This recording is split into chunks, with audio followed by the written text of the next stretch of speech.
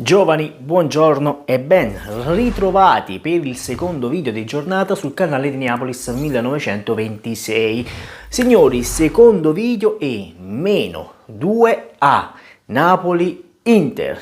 Allora, per prima cosa però, lo sapete cosa dovete fare, dobbiamo arrivare ai 3000 iscritti, quindi iscriviti al canale, è gratis. Poi se attivi pure la campanellina ti arrivano le notifiche, così ogni volta che esce un video tu te ne accorgi.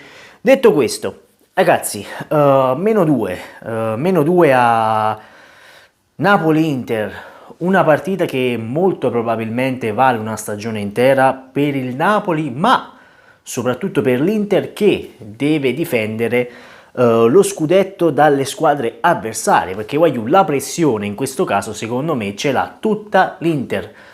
Il Napoli, qualora dovesse sbagliare la partita con l'Inter, l'obiettivo principale del Napoli era il posto in Champions League, quindi non ci saranno calamità catastrofiche in quel di Napoli oppure nel resto d'Italia, anzi se il Napoli dovesse uscire sconfitto dallo stadio Diego Armando Maradona contro l'Inter, ne potrebbero approfittare sia l'Atalanta, che ha perso parecchi punti nelle ultime giornate di Serie A negli scontri con il Napoli, e la Juventus clamorosamente si potrebbe mettere in lizza per il terzo posto. Detto questo, scusatemi, la Juventus, non l'Inter, scusa, pardon. Allora, come ci arriva il Napoli a questa sfida contro l'Inter? Allora, il Napoli secondo me ci arriva carico a pallettoni, ma pallettoni di quelli grossi, perché poi qualsiasi intervista che io ho letto in questi giorni, in queste ultime settimane, dove c'è stata la sosta delle nazionali, lo sappiamo, tutti i giocatori del Napoli hanno dichiarato apertamente di voler puntare allo scudetto. Nessuno si è detto sì, abbiamo dei limiti, no, non abbiamo dei limiti, possiamo lottare con tutti, non possiamo lottare con le prime posizioni, non possiamo... Ragazzi, sono stati tutti dal primo all'ultimo a dire sì, possiamo lottare per lo scudetto, noi ci siamo, qualora il Napoli dovesse guadagnare altri punti sull'Inter, il Napoli è lì. Ragazzi, è giustissimo che i giocatori del Napoli caricano l'ambiente, lo sappiamo, ci sarà il tutto esaurito allo stadio Maradona per quello che la legge ora in questo stato di pandemia concede al 50%, e poi però mi devo vedere all'Ariston di Sanremo il tutto esaurito, capienza al 100%, uno attaccati a quell'altro con le mascherine, mentre allo stadio, se nella curva del Napoli c'è qualche ultras che non ha la mascherina, ve ne sia multato e molto probabilmente gli verrà dato il daspo. Allora, questa è una cosa che ci vorrebbe un video d'approfondimento proprio per queste stronzate che stanno facendo in questi ultimi mesi lo Stato italiano, però io non sono un politico, quindi non voglio portare questi argomenti sul canale perché non mi piace. Non mi piace nemmeno il placcaggio stile UFC, diciamo così, WWE, che è stato fatto al tifoso del Milan per il derby, se non sbaglio, dove è stato fermato da 10 agenti, da 10 steward addirittura, uno gli ha tirato i capelli, uno gli dava i cazzotti sulla schiena. Non sono la persona adatta a parlare di queste cose perché, ragazzi, io mi occupo di calcio. Queste sono cose che vanno oltre il calcio ed è difficile argomentare certi episodi. Comunque, detto questo, andiamo proprio a parlare del Napoli, perché stamattina abbiamo parlato di Inter, di Roma, Milan, Lazio e via discorrendo. Poi stasera ci sarà la Juventus, staremo a vedere la Juventus cosa farà con lo scanzuolo. Detto questo, allora, come ci arriviamo noi? Noi ci arriviamo carichi a pallettoni, ma proprio di quelli per andare a cinghiale, proprio pam pam pam. Allora, nell'ultimo mese il Napoli ha guadagnato parecchi punti all'Inter. L'Inter che dopo la clamorosa sconfitta, che poi non è proprio clamorosa come alcuni giornalisti, pseudo giornalisti vogliono far credere, contro il Milan nel derby. Ora ci sarà il doppio derby fra andata e ritorno per la Coppa Italia, comunque non ci interessa. Poi ha vinto con la Roma in Coppa Italia, però la Roma è finita, ma e la Roma ha fallito già a prendere Mourinho, cioè io non so cosa gli sia saltato in mente alla Roma andare a prendere Mourinho, pensava che Mourinho gli facesse vincere qualche coppa, no, voglio, perché Mourinho è finito, Mourinho da dopo il triplete è finito. Detto questo, a differenza del Napoli che ne viene proprio carico a pallettoni, l'Inter ha perso anche bastioni come cazzo si chiamis, però c'è da dire che già era squalificato per 2 partite, quindi non avrebbe comunque giocato contro il Napoli. C'è da vedere chi, io penso, farà giocare sia Dzeko e sia Lautaro Martinez, forse un 3-5-2 per l'Inter, perché una difesa a 3 loro la propongono molto volentieri.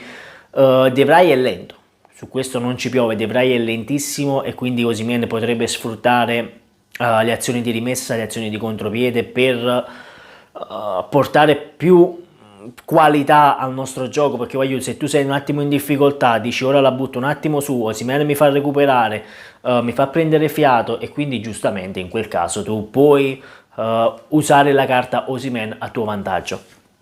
La difesa del Napoli, perché poi faccio un paragone fra la difesa, il centrocampo e l'attacco del Napoli, la difesa del Napoli è più forte secondo me dell'Inter e non è... e lo dimostra anche il fatto che il Napoli è la difesa meno battuta in Italia e questo lascia ben sperare, perché ora con il ritorno di Koulibaly che stamattina è atterrato a Capodichino, bellissima l'accoglienza dei tifosi senegalesi, io vi amo, siete un popolo che amo, i ragazzi del Senegal io li amo, sono impressionanti, hanno un calore come noi tifosi napoletani, allucinante.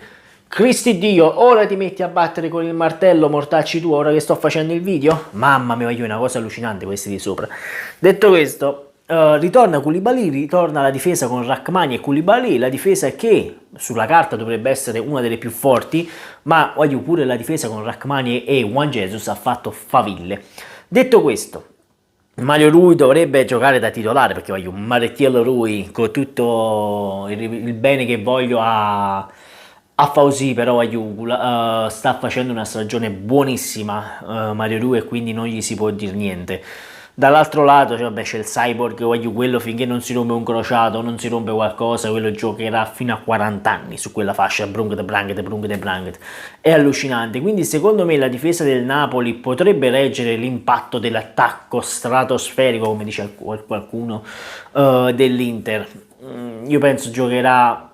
Io l'ho detto, io penso giocherà con un 3-5-2, non penso punterà sul 4-3-3 perché sarebbe scandaloso, allucinante passare con un 4-3-3 a Napoli, non credo che questa, lo sappiamo, Inzaghi vuole un gioco propositivo all'attacco, però c'è pure da dire che quando il buon Inzaghi, tutte le volte che è venuto a Napoli con la Lazio, ne ha sempre buscate, e questa è una cosa che io tengo a mente, perché i precedenti sono a favore del Napoli, vi parlo negli ultimi anni, dall'era di Sarri in poi, sono stati sempre a favore del Napoli, poi ci può essere l'anno che ti va tutto storto, quest'anno ce ne sono andate 2 storte in campionato, sia con lo Spezia sia con l'Empoli, anche il pareggio con il Verona. Tu qualora non avessi perso punti con queste 3 squadre, tu stavi al primo posto e avevi già un piede e mezzo con una mano e mezza sullo scudetto, però vabbè, non ne parliamo più perché sennò ci intossichiamo ulteriormente.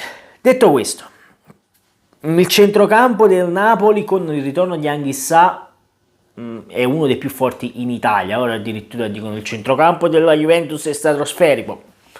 Rabiot sarebbe più forte di Anghissà? No, per sapere, Zaccaria sarebbe più forte di Fabian Ruiz? No, per sapere. Bentancur sarebbe più forte di Zielinski? Per sapere. E il centrocampo dell'Inter con Barella, Çalhanoğlu che era morto al Milan, ma che con l'arrivo sull'altra sponda di Milano è diventato un giocatore buono, decente, diciamo così, decente. Non è questo fuori classe che ci vogliono far credere, però sappiamo, no?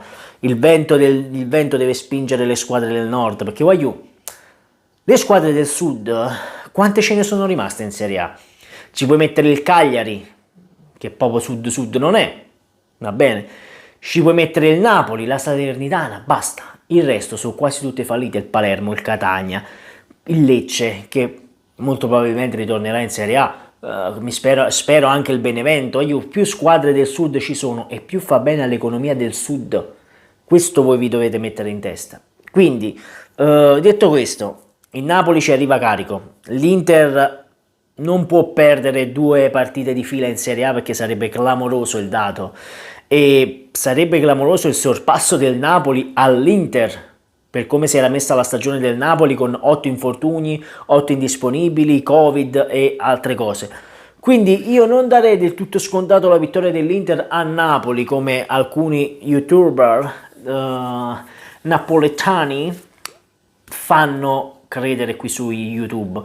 L'Inter ha il dente avvelenato, l'Inter potrebbe veramente venire a Napoli e darcene 2 di palloni, però dal canto nostro, quando ci sono i big match, il Napoli è la seconda squadra che, se non sbaglio, ha fatto più punti nei big match, 1,50, la media è quella. Poi c'è il Milan al primo posto con 2,0, forse l'unica sconfitta che ha fatto è proprio contro il Napoli, a Milano 1-0 gol di Elmas, e quindi la Lazio, l'Inter invece è quella che fatica un pochino di più con le big. Ora, dobbiamo vedere come va a finire tutto, però noi ci vediamo domani con un nuovo video. Ora poi non so se farò uscire domani il video sulla Coppa Italia, forse lo farò uscire perché stanno calando le visual, non so come mai, forse è YouTube che non mi...